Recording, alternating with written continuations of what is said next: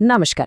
আচ্ছা, আজ আমরা এমন একজন আধ্যাত্মিক গুরুর কথা বলবো যার শিক্ষাগুলো যতটা সহজ ততটাই গভীর। আমরা কথা বলছি শ্রীরামকৃষ্ণ পরমহংসদেবকে নিয়ে। তার সবচেয়ে বড় গুণ ছিল যেন তিনি কঠিন কঠিন আধ্যাত্মিক কথাগুলোকে একেবারে সাধারণ মানুষের ভাষায় খুব সহজে বোঝাতে পারতেন। কিন্তু একটা প্রশ্ন তো থেকেই যায়, তাই না? আমাদের এই ছোট্ট সসীম মন দিয়ে আমরা ওই অসীমকে বুঝবোটা কি করে? এটা তো একটা বিরাট প্রশ্ন। আর মজার ব্যাপার হলো শ্রীরামকৃষ্ণের শিক্ষা কিন্তু ঠিক এই জায়গাতেই আমাদের পথ দেখায়। চলুন তাহলে দেখি তিনি কিভাবে এই সমস্যার সমাধান দিয়েছেন। দেখুন, শ্রীরামকৃষ্ণের জ্ঞানের উৎসটা কিন্তু খুব অন্যরকম ছিল। মানে ওটা কোনো বই পড়া জ্ঞান নয়, একদম সরাসরি নিজের অভিজ্ঞতা থেকে, নিজের উপলব্ধি থেকে আসা জ্ঞান। তিনি যা বলতেন সেটা তিনি আগে নিজে হয়ে দেখতেন, নিজে অনুভব করতেন। আর এটাই ছিল তার আসল জাদু। তিনি এমন সব কঠিন কঠিন আধ্যাত্মিক তত্ত্ব গ্রামের খুব সাধারণ সাদামাটা উদাহরণ দিয়ে বুঝিয়ে দিতেন। আমরা আজকের এই আলোচনায় তার সেই অসাধারণ শিক্ষণ পদ্ধতির কয়েকটা ঝলক দেখব। তো চলুন প্রথমেই তার একটা মূল শিক্ষায় আসা যাক। এই শিক্ষাটা হলো ঈশ্বরের প্রকৃতি নিয়ে, যে তিনি আসলে কেমন। আর এই একটা শিক্ষায় কিন্তু আধ্যাত্মিক জগতের একটা বহু পুরনো বিতর্কের অবসান ঘটিয়ে দেয়। দেখুন, একদিকে একটা ধারণা আছে যে ঈশ্বর হলেন নিরাকার ব্রহ্ম, মানে তার কোনো রূপ নেই, তিনি অসীম, অ্যাবসলিউট রিয়ালিটি। আবার অন্যদিকে আমরা সাকার ঈশ্বরের কথাও জানি, যেমন মা কালী বা শক্তি, যার একটা নির্দিষ্ট রূপ আছে, গুণ আছে। শ্রীরামকৃষ্ণ কি করলেন? তিনি এই দুটো ধারণার মধ্যে একটা অবিশ্বাস্য সুন্দর সেতু তৈরি করে দিলেন। তার উপমাটা শুনুন, কি সহজ আর কি গভীর। তিনি বলতেন, ব্রহ্ম আর শক্তি আসলে একই জিনিস, ঠিক যেমন আগুন আর তার পোড়ানো ক্ষমতা। ভাবুন তো একবার, আগুন থেকে কি তার পোড়ানোর ক্ষমতাকে আলাদা করা যায়? যায় না। ঠিক সেভাবেই নিরাকার ব্রহ্ম আর তার সাকার শক্তিও আসলে একটাই সত্তা। আর এই কঠিন কথাটা যাতে সবাই মনে রাখতে পারে, তার জন্য তিনি একটা ছোট্ট মজার গল্প বলতেন। গল্পটা একটা বহুরূপীজ। গল্পটা এরকম, কয়েকজন লোক একটা গাছের ওপর একটা গিরগিটি বা বহুরূপী দেখে নিজেদের মধ্যে ঝগড়া করছে। একজন বলছে, আরে ওটা তো লাল। আরেকজন বলছে, না না ওটা নীল। তৃতীয়জন আবার বলছে, তোমরা সব ভুল, ওটা সবুজ। কিন্তু সেই গাছের নিচে একজন লোক থাকত, যে ওটাকে রোজ দেখত। সে এসে বলল, তোমরা সবাই ঠিক, ওটা কখনো লাল, কখনো নীল, কখনো সবুজ, আবার মাঝে মাঝে তো কোনো রঙই থাকে না। শ্রীরামকৃষ্ণ বলতেন, ঈশ্বরও ঠিক তেমনই। ভক্তের কাছে তিনি সাকার রূপে আসেন, আবার জ্ঞানীর কাছে তিনি নিরাকার। আসলে দুটোই সত্যি, দুটোই তারই। আচ্ছা, এবার তার আরও একটা খুব গুরুত্বপূর্ণ ধারণার দিকে যাওয়া যাক। এটা হলো শুধু জানা আর হয়ে ওঠার মধ্যে পার্থক্য।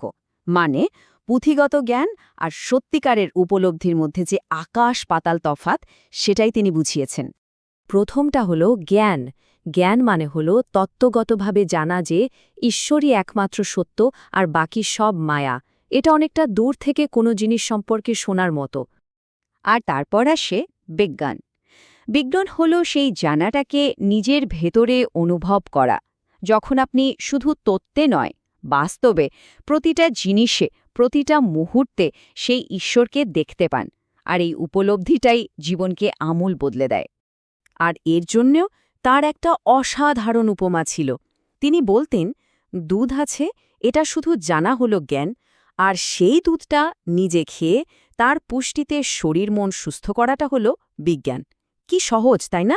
এর থেকে ভালো করে বোধহয় আর বোঝানো সম্ভব নয়। তো এবার আমরা তার শিক্ষাদানের একদম মূলে চলে এসেছি, মানে তার সেই বিখ্যাত গল্পগুলো। এই গল্পগুলো সাধারণ গল্প নয়, এগুলো হলো আধ্যাত্মিক পথে চলার ম্যাপ। যেমন ধরুন নুনের পুতুলের গল্পটা।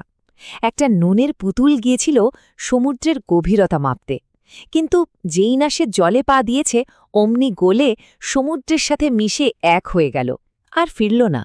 শ্রীরামকৃষ্ণ বলতেন, আমাদের আত্মার অবস্থাও ঠিক তাই। যখন সে ব্রহ্মরূপী মহাসমুদ্রে ডুব দেয়, তখন সেও তার সাথে এক হয়ে যায়। তবে আমার মতে তার সবচেয়ে গুরুত্বপূর্ণ গল্পগুলোর মধ্যে একটা হলো তিন ডাকাতের গল্প। এই একটা গল্পের মধ্যে দিয়ে তিনি প্রকৃতির ৩টে মৌলিক গুণকে সত্ত্ব, রজ আর তমকে অসাধারণভাবে বুঝিয়েছেন। গল্পটা হল জঙ্গলের মধ্যে দিয়ে এক ভদ্রলোক যাচ্ছিলেন আর তাকে ৩টে ডাকাত ধরল। প্রথম ডাকাতটা হল তমগুণ, অন্ধকার, আলস্য, সে লোকটাকে মেরে ফেলতে চাইল। দ্বিতীয় ডাকাত রজগুণ, প্রচণ্ড কর্মচঞ্চল্য আর আসক্তি, সে বলল না না মেরো না, একে গাছের সাথে বেঁধে রেখে যাই। আর তৃতীয় ডাকাত সত্যগুণ, শুদ্ধতা, জ্ঞান, সে কি করল, সে এসে লোকটার বাঁধন খুলে দিল, তাকে পথ দেখিয়ে দিল।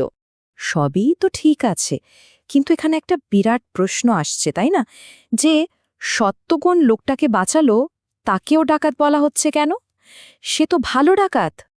আর এখানেই গল্পের আসল টুইস্ট, কারণ সত্যগুণও তো প্রকৃতিরই একটা গুণ, একটা বাঁধন। সে আপনাকে পরম সত্যের দোরগোড়া পর্যন্ত পৌঁছে দেবে, কিন্তু ভেতরে নিয়ে যেতে পারবে না। আসল মুক্তির জন্য ভালো, মন্দ, পুণ্য, পাপ এই সব কিছুর ঊর্ধ্বে উঠতে হয়, সত্যগুণের বাঁধনও পেরিয়ে যেতে হয়। শ্রীরামকৃষ্ণের জ্ঞানের সাগর তো আসলে অফুরন্ত। তার প্রত্যেকটা কথা, প্রত্যেকটা গল্প আমাদের আধ্যাত্মিক পথে চলার জন্য এক একটা আলোকবর্তিকা। আশা করি আজকের এই ছোট্ট আলোচনা আমাদের সবার যাত্রাপথকে একটু হলেও আলোকিত করবে। আমাদের সাথে থাকার জন্য অসংখ্য ধন্যবাদ। জ্ঞানকোষ একটি বহুভাষিক চ্যানেল। আমরা এখানে ইংরেজি, হিন্দি, মারাঠি, তামিল, গুজরাটি এবং বাংলা ভাষায় আধ্যাত্মিক জ্ঞান পরিবেশন করি। আর খুব শীঘ্রই আরও অনেক প্রধান ভাষাও যুক্ত হতে চলেছে। আমাদের লক্ষ্য একটাই, সনাতন ধর্মের এই অমূল্য ভাণ্ডারকে আপনাদের কাছে সহজ, স্পষ্ট আর অর্থপূর্ণভাবে পৌঁছে দেওয়া।